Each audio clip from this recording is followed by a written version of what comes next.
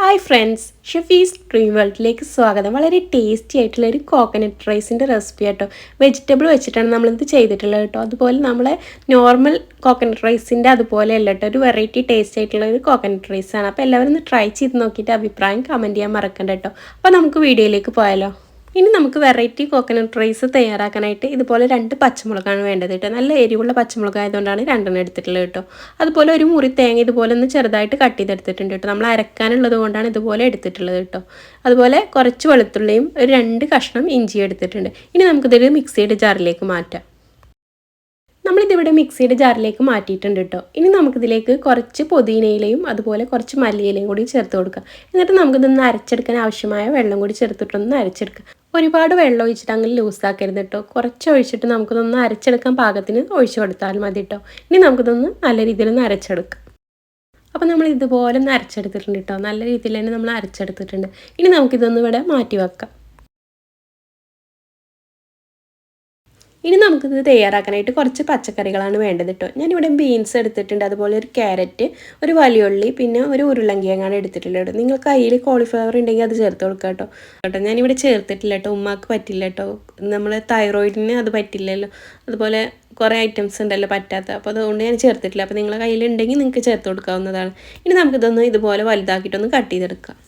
അപ്പോൾ നമ്മൾ വെജിറ്റബിൾസ് ഇതുപോലെ ഒന്ന് കട്ട് ചെയ്തെടുത്തിട്ടുണ്ട് കേട്ടോ. ഇനി നമുക്കിത് തയ്യാറാക്കാനേ വേണ്ടത് അരിയാണ് കേട്ടോ. ഞാനിവിടെ ബിരിയാണി അരിയാണ് എടുത്തിട്ടുള്ളത്. അപ്പോൾ നിങ്ങൾക്ക് വേണമെങ്കിൽ നോർമലി നമ്മൾ ചോറ് വെക്കുന്ന അരി എടുക്കാം കേട്ടോ. ഞാനിവിടെ ഒരു കപ്പാണ് എടുത്തിട്ടുള്ളത് കേട്ടോ. അപ്പോൾ ഇനി നമുക്കിതൊന്ന് കഴുകിയിട്ടൊന്ന് വെള്ളം വാർത്ത് വെക്കാം. അപ്പോൾ നമ്മൾ കോക്കനട്ട് റൈസ് തയ്യാറാക്കുന്നത് കുക്കറിലാണ് കേട്ടോ. അപ്പോൾ ഇനി നമുക്ക് ഈ കുക്കറിലെ വെള്ളം ഒന്ന് വറ്റുമ്പോൾ ഇതിലേക്ക് 2 ടീസ്പൂൺ നെയ്യും കൂടി ചേർത്ത് കൊടുക്കാം. അപ്പോൾ നമ്മൾ ചേർത്ത് നെയ്യൊന്ന് മെൽട്ടായിട്ട് വന്നിട്ടുണ്ട് കേട്ടോ. ഇനി നമ്മളിതിലേക്ക് ചേർത്ത് കൊടുക്കുന്നത് സ്പൈസസ് കേട്ടോ. ഞാനിവിടെ ഒരു സ്റ്റാർ ചേർത്ത് കൊടുത്തിട്ടുണ്ട്. സ്റ്റാറിന് തക്കോലെന്ന് പറയും തോന്നുന്നുണ്ട്, എനിക്ക് ശരിക്കും അറിയില്ല. അപ്പോൾ നിങ്ങൾക്ക് ആർക്കെങ്കിലും അറിയെങ്കിൽ കമൻറ്റ് ചെയ്യാൻ മറക്കണ്ട കേട്ടോ. അതുപോലെ ചെറിയൊരു 3 പീസ് പട്ട ചേർത്ത് കൊടുത്തിട്ടുണ്ട്. ഒരു 4 ഏലക്ക, ഒരു 4 ഗ്രാമ്പു കൂടി ചേർത്ത് കൊടുക്കുന്നുണ്ട് കേട്ടോ. അപ്പോൾ നമ്മൾ നെയ്യിലേക്ക് ചേർത്ത് കൊടുത്ത സ്പൈസസൊക്കെ ഒന്ന് പൊട്ടി വരാൻ തുടങ്ങിയിട്ടുണ്ട് കേട്ടോ. ഏലക്കയും ഗ്രാമ്പൊക്കെ ഒന്ന് പൊട്ടൽ തുടങ്ങിയിട്ടുണ്ട്.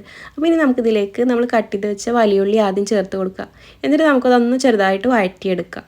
അപ്പോൾ നമുക്കിതിലേക്ക് ഒരു 1/4 ടീസ്പൂൺ ചെറിയ ജീരകം കൂടി ചേർത്ത് കൊടുക്കണം. നമ്മൾ സ്പൈസസ് ചേർത്തപ്പോൾ ഇട്ട് കൊടുക്കാൻ വിട്ടുപോയതാണ് കേട്ടോ.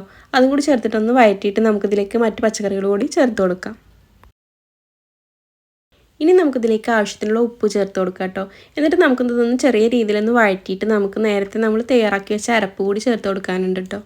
അപ്പോൾ നമ്മളിതൊന്ന് പച്ചപ്പ് പോകുന്നത് വരെ ഒന്ന് വഴറ്റിയെടുത്തിട്ടുണ്ട് കേട്ടോ. ഇനി നമുക്കിതിലേക്ക് അരപ്പാണ് ചേർത്ത് കൊടുക്കുന്നത് കേട്ടോ. അതും ചേർത്തിട്ട് നമുക്കിതൊന്ന് നല്ല രീതിയിലൊന്ന് മിക്സ് ചെയ്തെടുക്കാം. അപ്പോൾ നമ്മൾ തേങ്ങയുടെ അരപ്പ് ചേർത്തതിന് ശേഷം ഒന്ന് വഴറ്റിയെടുത്തിട്ടുണ്ട് കേട്ടോ. അതിൻ്റെ പച്ചപ്പ് ഒന്ന് പോകുന്നവരെ ഒന്ന് വഴറ്റിയെടുത്തിട്ടുണ്ട്. ഇനി നമുക്കിതിലേക്ക് അരിക്ക് ആവശ്യമായ വെള്ളം ചേർത്ത് കൊടുക്കട്ടെ. ഞാനിവിടെ ഒരു കപ്പ് അരിക്ക് 2 കപ്പ് വെള്ളമാണ് ചേർത്ത് കൊടുക്കുന്നത് കേട്ടോ. അപ്പോൾ ഓരോ കുക്കറിനനുസരിച്ചായിരിക്കട്ടെ വെള്ളത്തിൻ്റെ അളവ്. ഞാനിവിടെ എപ്പോഴും 2 കപ്പാണ് ചേർത്ത് കൊടുക്കലുണ്ട്. നമ്മൾ ഹൈറ്റ് കുറഞ്ഞ കുക്കറും ചെറിയ കുക്കറായതുകൊണ്ട് പെട്ടെന്ന് വെള്ളം വറ്റിയിട്ട് അടി പിടിക്കാറുണ്ട് കേട്ടോ. അപ്പോൾ എൻ്റെ കുക്കറിന് 2 കപ്പ് വെള്ളം വേണം കേട്ടോ, 1 കപ്പ് അരിക്ക്. അപ്പോൾ ചിലരൊക്കെ പറയാറുണ്ട് കേട്ടോ 1 കപ്പിന് 1.5 കപ്പ് വെള്ളം മതിയെന്ന്. അപ്പോൾ നിങ്ങളത് എങ്ങനെയാണോ അതിനനുസരിച്ച് നിങ്ങൾ വേവിച്ചെടുത്തു. നമ്മൾ സാധാരണ നെയ്ച്ചോറൊക്കെ വെക്കുന്ന പോലെ വേവിച്ചെടുത്താൽ മതി കേട്ടോ. ഞാൻ ഇതിലേക്ക് അരി ചേർത്തിട്ടുണ്ട്. ഇനി നമുക്കിതൊന്ന് മിക്സ് ചെയ്തിട്ട് ഒന്ന് തിള വരുമ്പോൾ നമുക്കിത് മൂടി വെച്ചിട്ട് 2 വിസിൽ അടിക്കുന്നവരെ ഒന്ന് വേവിച്ചെടുക്കാം കേട്ടോ. നമ്മൾ നെയ്ച്ചോറൊക്കെ വേവിക്കുമ്പോൾ 1 വിസിൽ വേവിച്ചാൽ മതിയോ.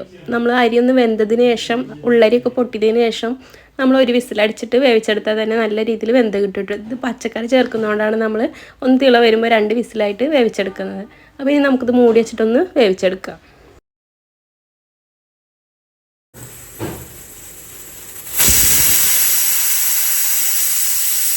അങ്ങനെ നമ്മുടെ ടേസ്റ്റി ആയിട്ടുള്ള കോക്കനട്ട് വെജിറ്റബിൾ ഗ്രീൻ റൈസ് ഇവിടെ റെഡി ആയിട്ടുണ്ട്. അപ്പോൾ എല്ലാവരും ഇതുപോലെ ഒന്ന് ട്രൈ ചെയ്ത് നോക്കൂട്ടെ. നമുക്ക് ലഞ്ച് ബോക്സിലൊക്കെ കൊടുത്ത് വിടാൻ പറ്റിയത് കിടിലൻ റെസിപ്പി കേട്ടോ. അപ്പോൾ എല്ലാവരും ഒന്ന് ട്രൈ ചെയ്ത് നോക്കിയിട്ട് അഭിപ്രായം കമൻറ്റ് ചെയ്യാൻ മറക്കണ്ട കേട്ടോ. നല്ല ഒരു ടേസ്റ്റ് ആട്ടോ. നമ്മൾ നോർമൽ കോക്കനട്ട് റൈസിൻ്റെ പോലെയല്ല കേട്ടോ, വെജിറ്റബിൾസൊക്കെ ചേർക്കുന്നതുകൊണ്ട് തന്നെ ഒരു വെറൈറ്റി ടേസ്റ്റാണ്. അപ്പോൾ എല്ലാവരും ഒന്ന് ട്രൈ ചെയ്ത് നോക്കിയിട്ട് അഭിപ്രായം കമൻറ്റ് ചെയ്യാൻ മറക്കല്ലേ. അപ്പോൾ ഇൻഷാ അല്ലാഹ് മറ്റൊരു നല്ല വീഡിയോ ആയിട്ട് വീണ്ടും വരാം.